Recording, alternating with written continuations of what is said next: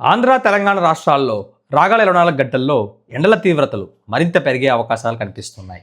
చాలా ప్రాంతాలలో 40, 41 డిగ్రీలు, కొన్ని ప్రాంతాలలో 42 డిగ్రీల వరకు కూడా అత్యధిక ఉష్ణోగ్రతలు నమోదయ్యే సూచనలు రాగల 24 గంటల్లో కనిపిస్తున్నది.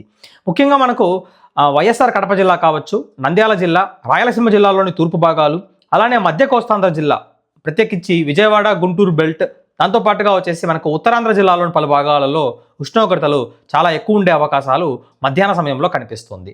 కానీ రాత్రి సమయానికి వెళ్ళేసరికి కాస్తంత వెచ్చదనంగా ఉండే వాతావరణం, వేడితో కూడిన వాతావరణం ఉండే అవకాశాలు సమస్త ఆంధ్రప్రదేశ్లో మనకు కనిపిస్తున్నాయండి.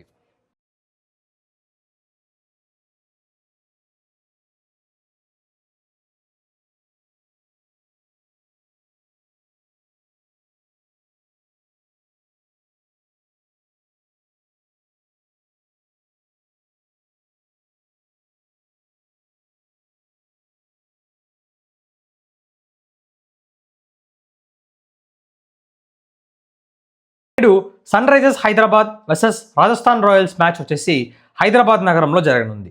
హైదరాబాద్లో ఈరోజు వాతావరణంలో మనకు వర్షాలనే ఉండే అవకాశాలు లేదు. కానీ సాయంకాలం సమయంలో వేడి తీవ్రత ఎక్కువగా ఉంటుంది కాబట్టి కాస్తంత ప్లేయర్స్ని కూడా ఈజీగా డీహైడ్రేట్ చేసే అవకాశాలు అయితే కనిపిస్తున్నాయి. దానివలన ఆటకి ఎలాంటి ఆటంకం అనేది ఉండదు.